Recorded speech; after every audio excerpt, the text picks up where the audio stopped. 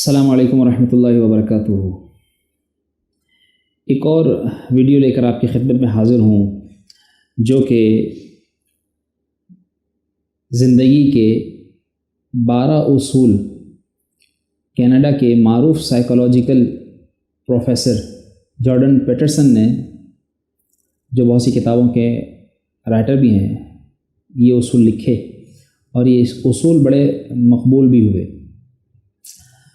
دراصل ہماری لاجک، ہماری سینسٹیوٹی اور ہمارا مائنڈ سیٹ ایسا ہو چکا ہے کہ ہم یہ ساری باتیں جو بہت سے ماہرین، ریسرچرز یا اسکالرز بتاتے ہیں، یہ ساری باتیں اللہ کے نبی صلی اللہ تعالیٰ علیہ وآلہ وسلم نے پہلے بیان فرما دی ہیں، لیکن چونکہ ان دینی باتوں کو پڑھنا، انہیں اپنانا، ان کے حوالے دینا، یہ ہم نے چھوڑ دیا ہے اور ہم انگریز کو دیکھتے ہیں، ہم ماڈرنزم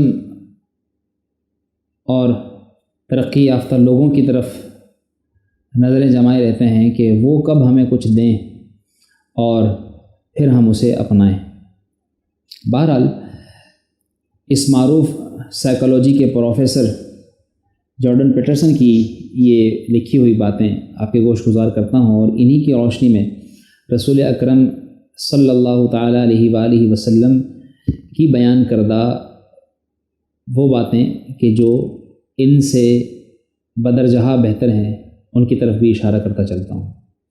پہلے نمبر پر یہ کینیڈا کا معروف سائیکالوجی پروفیسر جارڈن پیٹرسن یہ لکھتا ہے، اپنے اٹھنے بیٹھنے اور چلنے کا انداز درست رکھیں، ایک فاتح کی طرح چلیں پھریں، نہ کہ ایک مفتوح کی طرح۔ یعنی جب اٹھنے اور بیٹھنے اور چلنے کا انداز ایسا ہوگا کہ جس سے ایک شائستگی جھلکے گی، نہ تو ایک دم سے جھٹکے سے اٹھیے اور نہ ہی ایک دم سے زمین پر گر جائیے، چلتے ہوئے نہ بہت تیز چلیے نہ بہت آہستہ، سلو ڈھیلے ڈھیلے، بلکہ چلنے کا انداز بھی درست ہو اور فاتح کی طرح ہو کہ جیسے ایک فاتح سر اٹھا کر ایک فخری انداز میں چلتا ہے، اور ایسا نہیں کہ مفتوح کی طرح کے سر جھکا کر بالکل ہی اور مایوسی کے انداز میں چلا جائے۔ یہ باتیں ہمیں رسول اکرم صلی اللہ تعالیٰ علیہ وآلہ وسلم نے بھی بتائی ہیں۔ آپ صلی اللہ تعالیٰ علیہ وآلہ وسلم درمیانہ روی اختیار کرتے اور ایسی چال چلتے کہ نہ بہت زیادہ سست معلوم ہوتے اور نہ ہی بہت زیادہ تیز چلتے، بلکہ میانہ انداز سے آپ کا چلنے کا اور اٹھنے بیٹھنے کا انداز ہوا کرتا تھا۔ آپ صلی اللہ تعالیٰ علیہ وآلہ وسلم کھانا کھانے تشریف فرما ہوتے تو بھی آپ کا ایک الگ انداز تھا، جب آپ صلی اللہ تعالیٰ علیہ وآلہ وسلم اٹھتے تو ایک انداز تھا۔ یہ اٹھنے بیٹھنے اور چلنے کے انداز باقاعدہ پریکٹیکلی آپ کے سامنے انشاءاللہ ویڈیو کی صورت میں بھی پیش کروں گا۔ دوسرا اصول یہ بیان کرتا ہے کہ جیسے دوسروں کا خیال رکھتے ہیں ویسے ہی اپنا خیال بھی رکھیں۔ اکثر ہم دوسروں کی خاطر جیتے جیتے اپنا آپ نظر انداز کر دیتے ہیں۔ جی ہاں، بعض لوگ دوسروں کو دیکھتے دیکھتے، دوسروں سے مراد یہ کہ اپنی ذات کے علاوہ، پھر چاہے وہ اپنے والدین ہوں، اپنے بیوی بچے ہوں، اپنے دوست ہوں، اپنے رشتہ دار ہوں، کوئی بھی ہو، ان کا خیال بھی رکھیں، ان کے ساتھ ساتھ اپنا خیال بھی رکھیں۔ جس طرح انہیں کھلاتے پلاتے ہیں ویسا ہی خود بھی کھائے پئیں، جیسا انہیں اوڑھاتے پہناتے ہیں ویسا ہی اچھا اپنے لیے بھی اوڑھنا پہننا اختیار کیجیے۔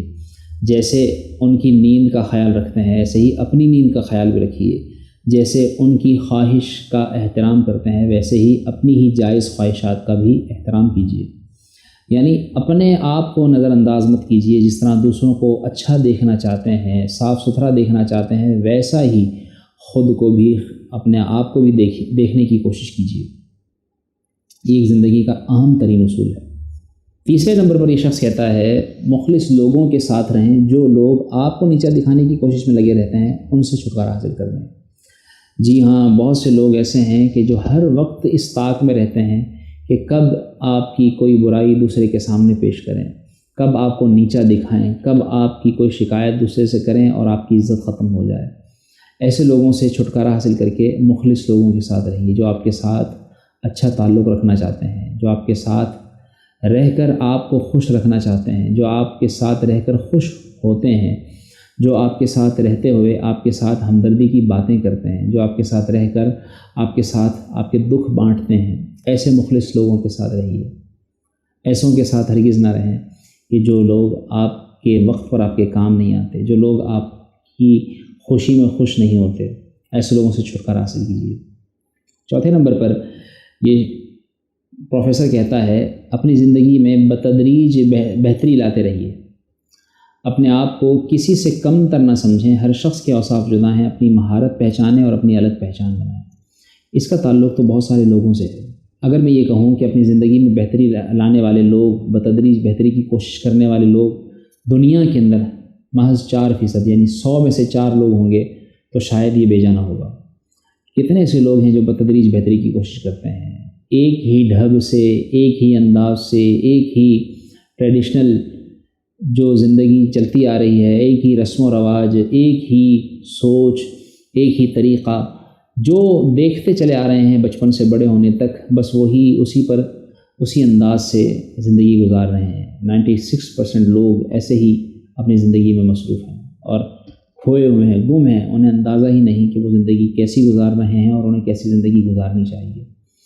تو اس شخص کا یہ کہنا کہ بتدریج بہتری لاتے رہیے، اپنی زندگی کو گزارنے میں کوشش کرتے رہیے کہ اچھے سے اچھا ہو، اور پھر اس زندگی گزارنے میں اپنے آپ کو کمپیئر کرنا چھوڑ دیجئے، دوسروں سے موازنہ کرنا چھوڑ دیجئے کہ وہ اونچا اور وہ نیچا، اور میں نیچا تو میں پیچھے، تو میں ایسا کم کیوں، ہرگز نہیں، بلکہ اپنی الگ پہچان بنائیں۔ کوئی بھی کام دین اسلام شریعت کے مطابق ہے، جائز ہے، اخلاقیات کے خلاف نہیں، جس سے کسی کو تکلیف نقصان نہیں، ویسا کام کرتے ہوئے اپنی پہچان الگ بنائیے، اور پھر دیکھیے آپ خود کو دوسروں سے کمپیئر کرنے کی بجائے ایسی زندگی گزارنا شروع کر دیں گے کہ جس میں لوگ آپ کو دیکھ کر آپ کو فالو کرنا شروع کریں گے۔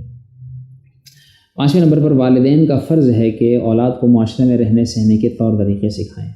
جی ہاں، یہ ایک بہت بڑا ٹاپک ہے، اس پر تفصیل سے گفتگو بھی ضرور عرض کروں گا، لیکن سر دست یہ ضرور کہوں گا کہ والدین اپنے اولاد کو اچھا پڑھانے لکھانے اور اپنے والدین کو بہت زیادہ روکنے ٹوکنے کی بجائے اس بات پر بھی توجہ دیں، بلکہ ساتھ ساتھ اس بات پر بھی توجہ دیں کہ وہ انہیں رہنے سہنے کے طور طریقے سکھائیں، کسی گھر پر جا کر کیسے بیٹھنا ہے، کیسے اٹھنا ہے، کھانے پینے کی کیا ایسی صورتیں ہیں کہ جن کو مد نظر رکھنا ہے، کسی سے بات کرنے کا کیا طریقہ کار ہے، کسی کی چیز استعمال کرنے کا کیا طریقہ کار ہے، کسی کے ہاں جا کر اس سے وقت لینے کا کیا طریقہ کار ہے، کسی سے مل کر اس کی سہولت دیکھ کر پھر اس سے اپنا مدعا کہنے کے کیا انداز ہونے چاہیے، وغیرہ وغیرہ بہت سارے طریقے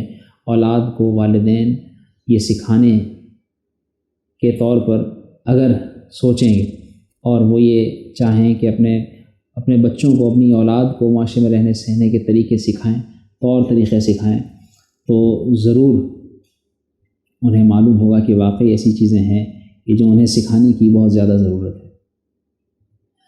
6 نمبر پر دوسروں پر تنقید کرنے سے پہلے خود کو ٹھیک کر لیں۔ جی ہاں، دوسروں پر تنقید کرنا بڑا آسان ہوتا ہے، جبکہ خود کو ٹھیک کرنا یا دوسروں پر تنقید کرنے کی بجائے اسے ٹھیک کرنا یہ زیادہ مشکل ہوتا ہے۔ ایک شخص نے ایک بہت خوبصورت مجسمہ بنایا اور اسے ایک جگہ چوک پر، چوراہے پر رکھ دیا، اور اس پر یہ پرچہ بھی لکھ کر لگایا کہ اس میں جو خامی ہو، کسی کو نظر آئے تو وہ اسے ٹک آؤٹ کرے اور اسے واضح کر دے۔ تو اگلے دن جب اس نے اس سانچے کو، اپنے اس بنائے ہوئے اس مجسمے کو دیکھا تو اس پر ڈھیر لگا ہوا غلطیوں کا انبار تھا، اور اس کے اندر کسی نے کہا کہ یہ یوں کر دیں، وہ یوں کر دیں۔ تو پھر وہ کسی کے پاس گیا، اس نے جب اس کو بتایا کسی سمجھدار کو کہ ایسا میں نے کیا تو ایسا ہوا، تو اب اس شخص نے جواب دیا کہ تم ایسا لکھنے کی بجائے یہ لکھو کہ جس کو جو خامی نظر آئے وہ اسے ٹھیک کر دے۔ اگلے دن جب اس نے اس طرح لکھنے کے بعد اگلے دن جب وہ دوبارہ مجسمہ اٹھانے گیا تو معلوم ہوا وہاں پر کچھ بھی نہیں تھا، یعنی مجسمہ ویسے کہ ویسے جیسا اس نے بنا کر رکھا تھا ویسا ہی رکھا ہوا تھا۔ تو تنقید کرنا دوسروں پر آسان ہوتا ہے لیکن اس کو ٹھیک کرنا مشکل ہوتا ہے. تو اسی طریقے سے دوسروں پر تنقید ہم کرتے ہیں کہ اس نے یوں کر دیا اور وہ تو ایسا ہے، لیکن اپنے آپ کو ٹھیک نہیں کرتے کہ میں کیسا ہوں. 7ویں نمبر پر یہ بھی لکھتا ہے کہ جھٹ پٹ فائدہ حاصل کرنے کی بجائے اعلیٰ مقصد پر توجہ رکھیں. جی ہاں، بہت سے لوگ چاہتے ہیں کہ میں ادھر کاروبار شروع کروں اور ادھر منافع ہونا شروع ہو جائے، ادھر میں کچھ پڑھوں، ادھر اس کے نتیجے میں مجھے کوئی ثمرہ مل جائے، ادھر جو ہے وہ میں کوئی کام کروں اور ادھر اس کے نتائج آنا شروع ہو جائیں. ایسا نہیں ہوتا، بلکہ اعلیٰ مقصد پر توجہ رکھیں، بتدریج اس کے نتائج آنے کا انتظار کیجیے اور آہستہ آہستہ اپنے کام کو کرتے رہنے کے ساتھ ساتھ اس کے بہتری کے طریقے تلاش کرتے جائیے، پھر اس کے فوائد آپ کو خود ہی نظر آنا شروع ہو جائیں گے. نمبر 8، آپ خود سے اپنے آپ سے دیانتدار رہیں، خود سے جھوٹ نہ بولیں. سچ، جھوٹ، صحیح غلط کی آپ کو پہچان ہونی چاہیے. کتنے لوگ خود سے ہی دیانتدار نہیں ہیں؟ اس پر بھی انشاءاللہ تفصیل سے میں گفتگو عرض کروں گا کہ لوگوں کو خود سے اپنے آپ سے جھوٹ بولنے کی عادت پڑ چکی ہے، اپنے آپ کو منانے کی عادت پڑ چکی ہے، اپنے آپ کو مطمئن کرنے کی، دلاسے دینے کی، اپنے آپ کو جھانسا دینے کی عادت پڑ چکی ہے، انہیں لت لگ چکی ہے. خدا را خود سے دیانتدار رہیے. یہ اس شخص نے سائیکالوجی کے پروفیسر جارڈن پیٹرسن ہے، اس نے یہ لکھا ہے، وہ جو کہ انگریز ہے، جو ایک غیر مسلم ہے، وہ کہ اپنے آپ سے دیانتدار ہے. اور مسلمان سے زیادہ دیانتدار کون ہو سکتا ہے یا کس کو ہونا چاہیے؟ خود سے دیانتدار رہیے. دیانتدار رہنے کا مطلب یہ کہ اپنی ذمہ داری پوری کیجیے. جو آپ کی اپنے لیے ذمہ داری ہے، جو آپ کے اپنے گھر والوں کے لیے ذمہ داری ہے، جو آپ کی اپنے ایک مسلمان بھائی کے لیے ذمہ داری ہے، اپنے رشتہ داروں کے لیے ذمہ داری بنتی ہے، جو آپ کی ایک قومی حیثیت بنتی ہے، اس اعتبار سے ایک قوم کا، ایک ملت کا فرد ہونے کے اعتبار سے جو ذمہ داری بنتی ہے، جو انسان ہونے کے ناطے ایک انسانیت کی ذمہ داری بنتی ہے، ان ساری ذمہ داریوں کو پہچانتے ہوئے خود سے دیانتداری اختیار کیجیے. پھر دیکھیے کہ آپ میں کس قدر اللہ تعالیٰ خوبیاں پیدا فرما لے گا. 9ویں نمبر پر اچھے سامع بنیں. دوسروں کی پریشانیوں کو سن کر ان کا حل نکالنے کی کوشش کریں. اپنی سنانا، بس اپنی کہنا، بس اپنی ہی منوانا، ایسا نہیں، بلکہ سنیں. زیادہ سننا زیادہ بولنے سے بہتر ہے. سنیے، لوگوں کی بات سنیے، لوگوں کی پریشانی سنیے، لوگوں کے مشورے سنیے، لوگوں کی تنقید سنیے. سب کچھ سن کر اور پھر انہیں برداشت کر کے، صبر کر کے اور ان کا مناسب حل نکالنے کی کوشش کریں. بہت اچھا یہ نفسیاتی پوائنٹ ہے کہ جسے عمل میں لانے کے بعد اس کے ثمرات آپ پر واضح ہوں گے. 10ویں نمبر پر یہ لکھتا ہے، اپنی مشکلات سے نظر نہ بچائیں بلکہ ان کا بھی حل نکالنے کی کوشش کریں. کتنے لوگ ایسے ہوتے ہیں کہ جب اس کے سامنے کوئی مشکل آتی ہے تو اس سے جی چراتا ہے. وہ کہتا ہے یہ کام کرنے کے لیے مجھے یہ بھی کرنا پڑے گا، وہ بھی کرنا پڑے گا، اور پھر وہ اس کا حل نکالنے کی بجائے اس سے جی چرانا شروع کر دیتا ہے. مشکلات سے گھبرائیں نہ. جو بھی زندگی میں مشکل آ رہی ہے اسے خندہ پیشانی سے اس کا سامنا کیجیے اور پھر اس کا حل نکالنے کی کوشش کیجیے. 11ویں نمبر پر یہ بات یاد رکھیے، دنیا میں مساوات نہیں ہے، مرد عورت برابر نہیں ہے، امیر غریب برابر نہیں ہے. اس حقیقت کو قبول کر لیں. یعنی اس بات کے لیے میں یہ جملہ کہا کرتا ہوں کہ اللہ تعالیٰ نے سب کو سب کچھ نہیں دیا. یعنی کسی کو کچھ دیا، کسی کو کچھ دیا. عورت یہ کہے کہ میں مرد جیسی ہو جاؤں اور مرد یہ کہے میں عورت جیسا ہو جاؤں، ہرگز نہیں. امیر غریب برابر نہیں، مسلمان اور کافر برابر نہیں، علم والا اور جاہل یہ برابر نہیں. هل يستوي الذين يعلمون والذين لا يعلمون؟ کیا وہ لوگ کہ جو جاننے والے ہیں اور وہ لوگ جو نہیں جاننے والے، کیا وہ برابر ہو سکتے ہیں؟ ہرگز نہیں. تو اس لیے مساوات نہیں ہے. اور مساوات کا درس اگرچہ ہمیں اسلام دیتا ہے، لیکن یہاں اس مساوات کی بات نہیں ہو رہی.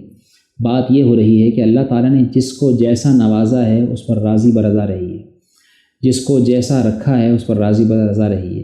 ہاں، بہتری کی کوشش ضرور کیجیے. اس پر بھی گفتگو ہوگی انشاءاللہ کسی الگ ویڈیو میں. آخری اور 12واں پوائنٹ، جارڈن پیٹرسن سائیکالوجی کا پروفیسر یہ لکھتا ہے، زندگی میں جو اچھا ملا ہے اس کا شکر ادا کریں. بیماری، دکھ، تکلیف زندگی کا حصہ ہے، لیکن پھر بھی زندگی میں اور بہت کچھ ہوتا ہے جس کے سہارے جیا بھی جا سکتا ہے اور شکر بھی ادا کیا جا سکتا ہے. یہ بھی اسی ایک طرح سے اسی مساوات والے نقطے سے ملتا جلتا نقطہ ہے، لیکن یہ اس سے زیادہ اچھے انداز میں لکھا گیا ہے کہ شکر ادا کریں، شکر ادا کریں۔ شکر ادا کرنے کے بہت سارے بہانے ہیں، یقین جانیے۔ آپ اپنی آنکھوں کا شکر ادا کیجئے کہ یا اللہ تو نے مجھے دیکھنے والا بنایا، زبان کا شکر ادا کیجئے۔ صرف یہ شکوہ نہ کریں یا اللہ اس کو اتنی دولت دے دی میں اتنا غریب ہوں، یا اللہ اس کو اتنا حسن دے دیا میں ایسا کیوں ہوں، یا اللہ اسے ایسا کاروبار مل گیا، ایسا گھر مل گیا تو مجھے ایسا کیوں نہیں ملا۔ نہیں، یہ ناشکری کی باتیں چند ہوں گی، گنی چنی 100-50 چیزیں ایسی ہوں گی جو آپ کے پاس نہیں ہوں گی، لیکن کروڑوں ایسی چیزیں ہیں جو آپ کے پاس موجود ہیں اور شکر ادا کرنے کے لیے کافی ہیں۔ جی ہاں، بلا مبالغہ کہہ رہا ہوں، آپ کے جسم کے اندر اگر آپ صرف اور صرف ان نعمتوں کو دیکھ لیں کہ جو نعمتیں اللہ تعالیٰ نے ہمیں جسمانی طور پر عطا فرمائی ہیں، تو آپ بھول جائیں گے شکوہ کرنا، اور ذہن میں دور دور تک بھی یہ خیال نہیں آئے گا کہ میں ناشکری کروں۔ اپنے جسم کی ایک ایک نعمت پر غور کیجیے، پھر آپ کو شکر کرنے کا دیکھیے کتنا موقع ملتا ہے۔ آپ بول سکتے ہیں، آپ دیکھ سکتے ہیں، آپ کھا سکتے ہیں، آپ پی سکتے ہیں، آپ بیٹھ سکتے ہیں، آپ اٹھ سکتے ہیں، اپنی مرضی سے کہیں آ جا سکتے ہیں، اپنی پلکیں جھپکا سکتے ہیں۔ جی ہاں، یہ بہت بڑی نعمت ہے۔ ان ساری چیزوں کے ذریعے جیا بھی جا سکتا ہے اور ان کا شکر بھی ادا کیا جا سکتا ہے، لیکن اگر ان چیزوں کو چھوڑ کر شکوے شکایت کی طرف جائیں گے تو زندگی مشکل نظر آئے گی۔ امید ہے یہ ساری باتیں جو ذکر کیں انہیں یاد رکھتے ہوئے، ان پر عمل کرتے ہوئے زندگی گزاریں گے، اور جو کچھ اچھا ہوگا اس پر اللہ کا شکر ادا کریں گے، اور جو کچھ مناسب نہیں لگے گا اس پر اللہ سے دعا کریں گے، اور بجائے شکوہ کرنے کے صبر کریں گے، تو دیکھیے ان اللہ مع الصابرین، بے شک اللہ صبر والوں کے ساتھ ہے۔ مصائب میں کبھی حرف شکایت لب پہ مت لانا، مصیبت میں خدا بندوں کو اپنے آزماتا ہے۔ السلام علیکم ورحمۃ اللہ وبرکاتہ۔